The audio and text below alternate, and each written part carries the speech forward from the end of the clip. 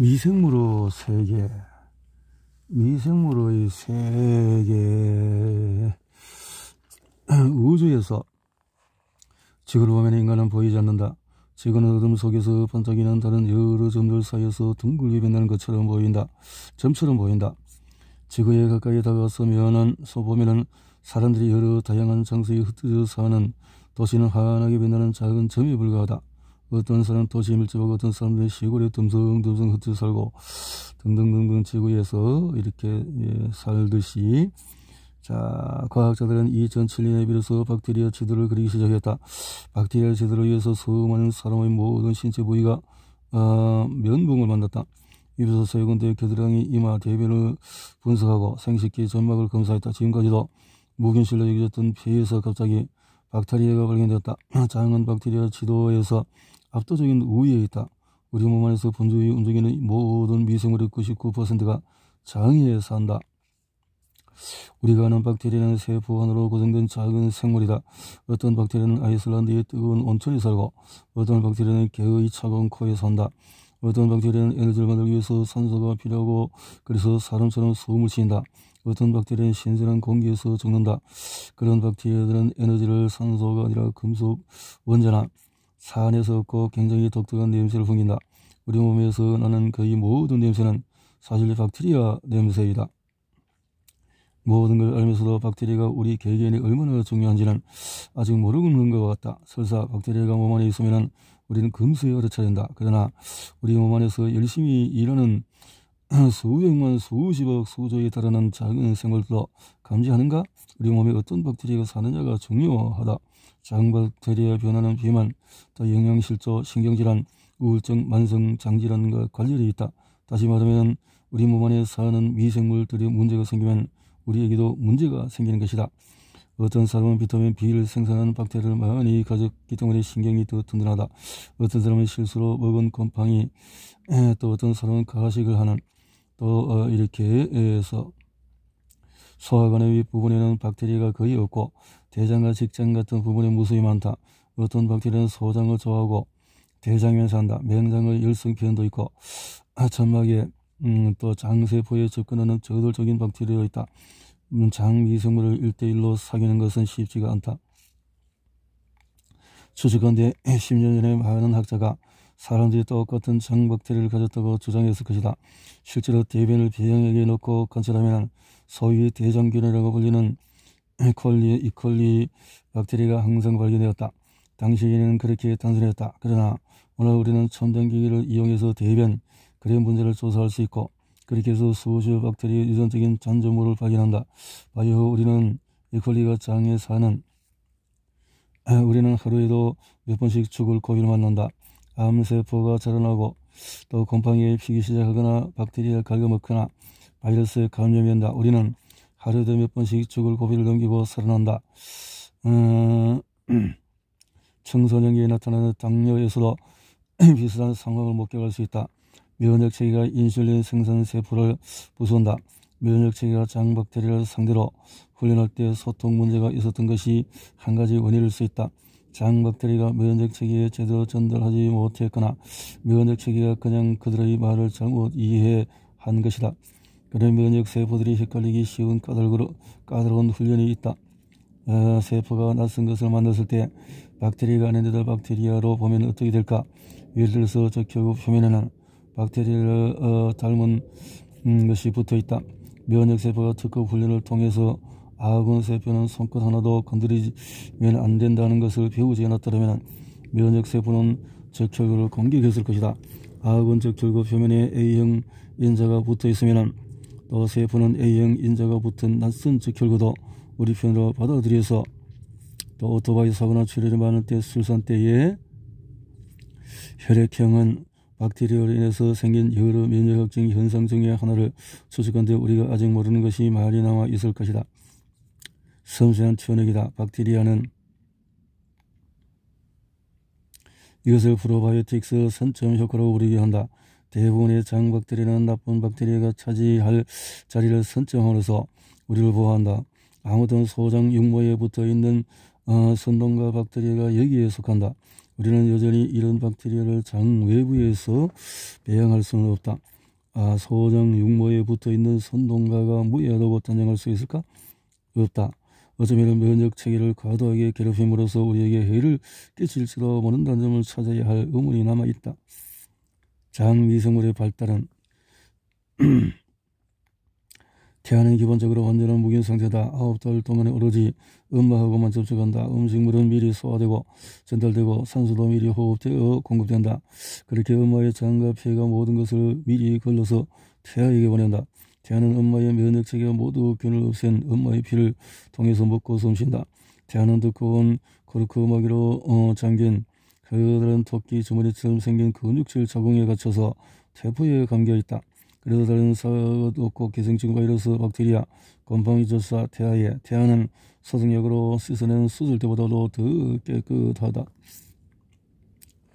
콧구멍은 900종에 달하는 다양한 박테리아에서 서식지를 제공하지만 산도는 깐깐하게 선별된다.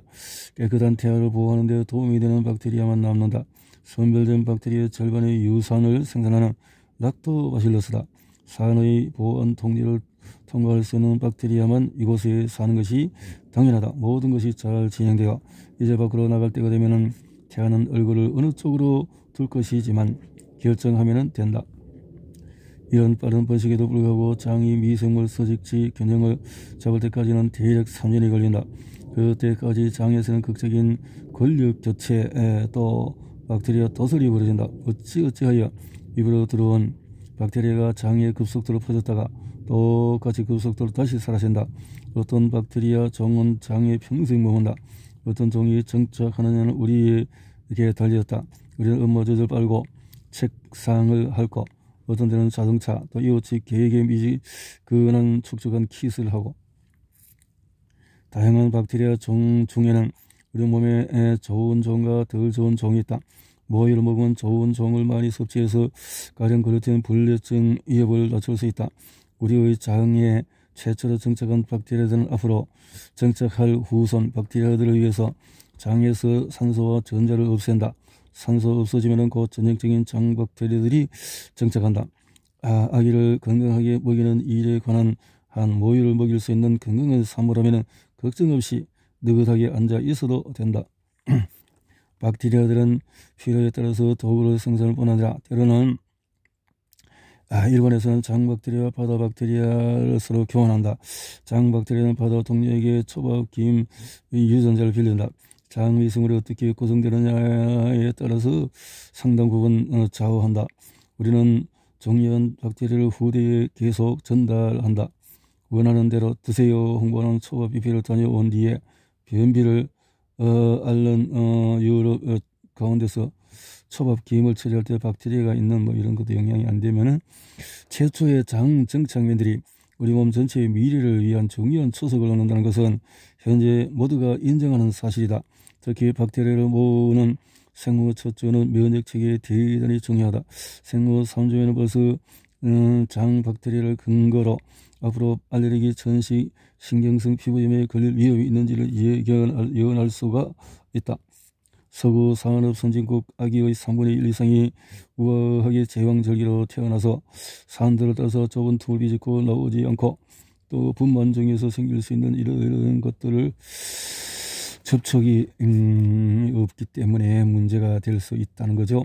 피부는 산도처럼 엄격히 보호되지 않고 외부 세계에 그대로 노출된다. 이 경우에 피부에 모여있는 미생물들이 그대로 아기의 장으로 들어갈 수 있다. 평범한 외모를 가졌지만 어린 면역체계를 혹독하게 병원체도 같이 들어온다. 제왕절개로 태어난 아기들이 보통 장박테리아를 가진 데는 몇 달 혹은 그 이상 걸린다. 병원 발견되는 균에 감염되는 신생아들 중에서 4분의 3이 제왕절개로 태어난 아기들이다라는 거죠. 성인의 장에 사는 그 박테리아는 장생물에 관한 한 대략 43살이면 성인으로 통한다. 성인의 되어드는 것은 장의 기능 방식이 자신이 좋아하는 것을 안다는 것이다. 이때부터 장 미생물들은 우리가 살아가는 내내 어마어마한 탐험 여행을 한다. 어떤 경우는 음식물, 스트레스, 사춘기, 질병 이렇게 한다. 그러므로 인간의 장에서 다시 시작. 장 박테리아 너는 누구냐? 생물학은 분리하기를 좋아한다. 지구상의 모든 것을 책상 서랍을 하듯이 제일 먼저 크게 두 부류로 나눠서 커다란 서랍 두 곳에 넣는다. 진핵, 거세균, 박테리아 이 세 부류가 있다. 후 편모 생물은 뒤에 편모가 붙어있는 이름인데 낱말이 어렵게 느껴지면 그냥 인간을 포함한 모든 동물과 곰팡이라고 이해하면 된다. 그러므로 길에서 개미를 만나면 같은 후 편모 생물로서 생물학적으로 반갑게 손을 흔들어도 된다. 장에서 가장 흔히 만나는 또 후 편모 생물에 속하는 효모다. 우리의 가장 익숙한 효모는 아마 밀가루 반죽에 넣는 이스트일 텐데 그 밖에도 아주 많은 효모가 있다. 고세균은 중간에 낀 존재다. 진핵생물도 아니고 박테리아도 아니다. 고세균의 세포는 작고 복합적이다. 사람마다 몸에 지닌 미생물 구성이 다 다르다. 어쩌면 미생물을 지문처럼 사용할 수도 있을 것이다. 그러면 개의 미생물을 분석해서 개의 주위를 정확히 찾아낼 수 있을 것이다. 컴퓨터 자판도 마찬가지다. 우리가 자주 만지는 모든 것에 우리의 미생물 지문이 찍혀있다. 사람들은 모두 저마다 고유한 미생물 모음집을 갖고 있다. 장의 박테리아 구성도 사람마다 다 다르다. 박테리아의 유전자는 가능성이다. 유전자는 전보다도 유전자는 지배적으로 무언가를 강요할 수 있지만 또한 능력을 줄 수 있다. 유전자는 계획이다. 그래서 유전자를 읽히거나 이용되지 않으면 아무것도 할 수가 없다. 유전자의 어떤 계획은 거부할 수 없다. 사람이냐 박테리아냐 유전자가 결정한다. 어떤 유전자는 검버섯처럼 나중에 실현되고 또 어떤 유전자는 풍마른 가슴처럼 평생 실현되지가 않는다. 같은 유전자라도 장박테리아 유전자는 우리가 해도 되는 일과 해서는 안 되는 일에 대해서 알려준다. 진통제 파라세타몰이 어떤 사람들에게는 유난히 독할 수 있다. 어떤 장박테리아는 진통제를 해독하는 간에 영향을 미치는 물질을 생산하기 때문이다. 두통이 있을 때 파라세타몰 진통제를 먹어도 되는지 아닌지는 전적으로 배에 달려있다. 일반적인 건강 음식에서도 마찬가지로 좀 더 신중한 접근이 필요하다. 매주콩이 전립선암, 혈관질환 혹은 뼈에 좋다는 것이 널리 매주콩이 좋은 효과를 얻는다. 매주콩 박테리아 하나에 기본적으로 유전자가 몇천 개씩은 있다. 장에는 100조에 달하는 박테리아가 있다. 박테리아 유전자 분석은 막대의 그래프나 원그래프로 표현할 수가 없다. 미생물학자의 그래프는 현대 예술 작품을 연상시킨다. 미생물학자들은 구글 세대가 종종 직면하는 문제와 똑같은 어려움을 겪는다. 구글에 물으면 600만 개의 대답이 동시에 검색된다. 이것들을 하나씩 모두 열어볼 수는 없다. 영리하게 분리하고 꿋꿋이 솎아내고 중요한 패턴을 찾아내야 한다. 세 가지 장 유형은 어떤 박테리아 가족이 왕국의 과반수를 차지하느냐에 따라 장 유형이 결정된다. 아름다운 이름을 가진 세 가족 중에서 하나를 선택할 수 있다. 박테로이데스 프레보텔라, 루미노코쿠스. 하이델베르크 대학 연구팀은 아시아, 미국, 유럽, 남녀노소 모두에게 셋 중 한 유형을 발견했다. 박테로이데스는 가장 잘 알려진 장박테리아 가족으로 최대 조직을 자랑한다.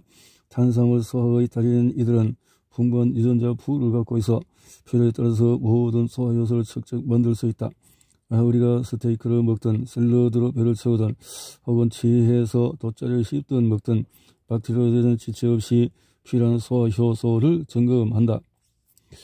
날계란과 피부병의 연관성이 드러날 만큼 많은 날계란을 과거에 누가 먹었는지는 나도 모른다. 그러나 미래에 누가 비타민 H가 부족해질 만큼 많은 아비들을 먹게 될지는 안다. 바로 유전자 조작 옥수수 밭에서 길을 잃은 배고픈 돼지다. 과학자들은 해충으로부터 옥수수를 보호하기 위해 아비들을 많이 생산하도록 옥수수의 유전자를 조작했다. 해충이나 길 잃은 배고픈 돼지가 이런 옥수수를 먹으면 곧바로 RBD에 중독이 된다. 프레보텔라 가족은 박테로이데스 가족과 정반대다. 연구에 따르면 프레보텔라는 주로 채식주의자들에게 나타나지만 고기를 적게 먹는 사람이나 고기를 아주 좋아하는 사람의 장에도 종종 나타난다. 말하자면 우리의 장에 어떤 박테리아가 정착하느냐가 단지 식습관에 달린 것이 아니라는 얘기다. 프레보텔라 장 유형의 대표적인 비타민 티아민 있고 그 이름도 유명한 비타민 B1 역시 황화물을 갖고 있다. 매우 흥미로운 냄새를 풍긴다. 신경세포를 잘 먹이고 이렇게 B군이 공급되어야 한다. 비타민 B군이 너무 많이 부족하면 각기병을 앓는다. 루미노코쿠스 가족에서 과학자들의 입장이 갈린다. 장유형 연구에 직접 참가한 몇몇 과학자들은 브리에보텔라가 박테로이데스 발견하고 루미노코쿠스 가족은 만나지 못했다고 말한다. 조직건대 드라큘라 백작은 헤모글로빈 생산에 문제가 있었던 그의 고향 루마니아에서 붉은 오줌을 누고 마늘과 햇빛에 이렇게 하지 못하는 유전자 병이 있었다. 붉은 오줌은 피 생산에 문제가 생기는 그래서 중간에 배출하기 때문에 옛날에 피를 마시기 때문에 붉은 오줌이 나온다고 믿었다. 오늘은 이런 환자는 호르 영항의 주인공이 되지 않고 병원에서 치료를 받아야 한다. 루미노코쿠스 장유형이 없더라도 장의 문제가 이렇게 된다 말이죠. 장 미생물의 역할은 우리는 종종 아이들에게 새빨간 거짓말을 한다. 크리스마스 때마다도 멋지게 튜닝한 루돌프가 하늘을 날며 전 세계 아이들에게 선물을 하는 수염난 할아버지 혹은 부활절 때마다 정문에 달기를 숨기는 토끼 못지않게 멋진 이야기 때문이다. 거짓말을 하는지 모르는 거짓말을 하기 때문이다. 이 대부지가 이유식을 먹을 때 아이에게 이렇게 이모를 위해서 한 숟가락, 삼촌을 위해서 한 숟가락, 할머니를 한 숟가락, 이렇게 크리스마스에 대한 거짓말을 한 듯이 소처럼 대책임질을 하는 동물은 우리와 정확히 반대다. 동물들은 풀만 먹는다. 어떤 동물은 채식주의에 놀라는 유머로 이들의 소화기는 박테리아가 사는 집이 있다는 것이고, 진화 다람쥐 같은 설치류의 박테리아도 소화관 뒷부분에 산다. 설치류는 인간과 달리 박테리아 단백질을 그냥 버리지를 않는다. 자기 똥을 먹는다. 그죠? 박테리아는 음식물을 단순히 쫓기기만 하는 것이 아니라 새로운 물질도 만들어낸다. 예를 들어서 생명배추나 사코크라우트에 비타민이 더 많이 들어있다. 박테리아가 비타민을 생산하기 때문이다. 치즈, 경화된 박테리아와 곰팡이가 더 맛, 더 부드러운 식감, 치즈 구멍을 책임진다. 살라미 또는 리오노 소시지에는 종종 발효종이 첨가된다. 발효종을 첨가하는 말은 대략 이런 뜻이다. 발효종. 어떻게 이런 일이 가능할까? 박테리아는 탄수화물에서 다양한 지방산을 만들어낸다. 채소를 좋아하는 박테리아는 주로 장과 간을 지방산을 만들고, 다른 박테리아들은 나머지 신체 기관을 또 지방산을 만든다. 그러므로 같은 칼로리라도 바나나 한 개보다 초코바 한 개를 먹었을 때 더 뚱뚱해진다. 식물성 탄수화물은 몸 전체를 돌보는 박테리아보다 장과 간을 돌보는 박테리아를 깨운다. 비만 환자들의 장을 써서 보면 박테리아 구성이 다양하지 않고 그렇다. 소수다. 상처가 났을 때의 메커니즘이 염증 메커니즘. 박테리아들의 장 점막을 바꾸면은 그들이 가진 신호 물질은 무용지물이다. 그런데 점막에 머물지 않는 나쁜 박테리아가 있을 때, 그리고 기름진 음식물을 많이 먹었을 때 또 신호 물질이 피 속으로 들어간다. 우리 몸은 신호를 받고 또 가벼운 염증 모드에 돌입한다. 이런 경우에라면 어려울 때를 대비해서 약간의 지방은 크게 문제가 되지 않는다.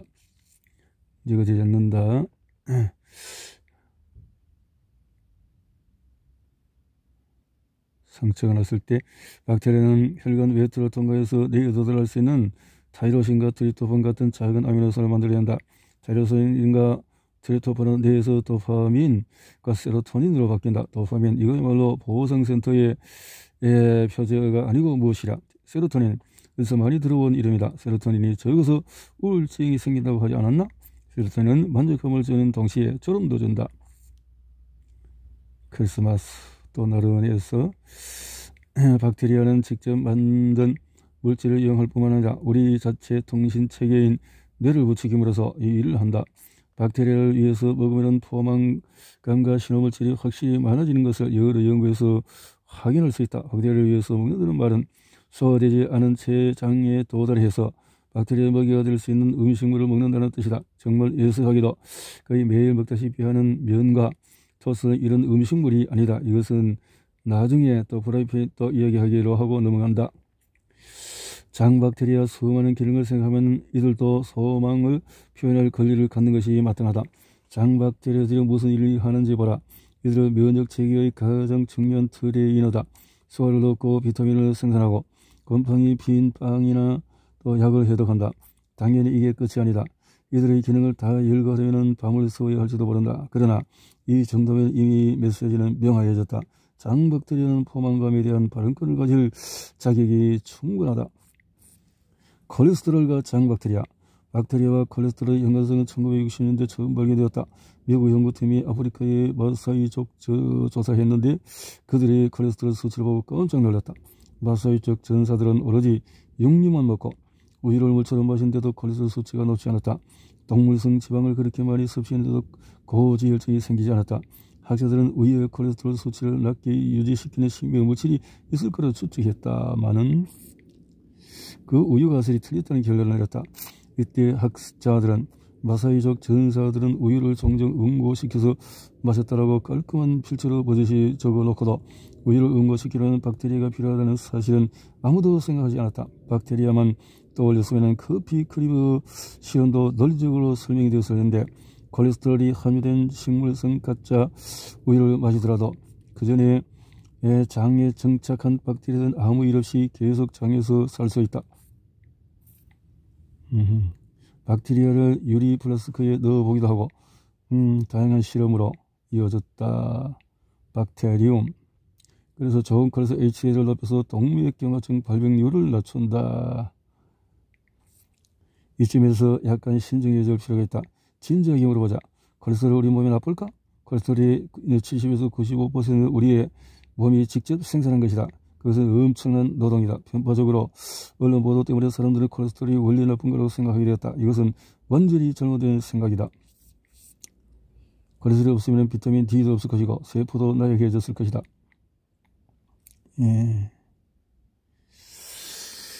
박테리아.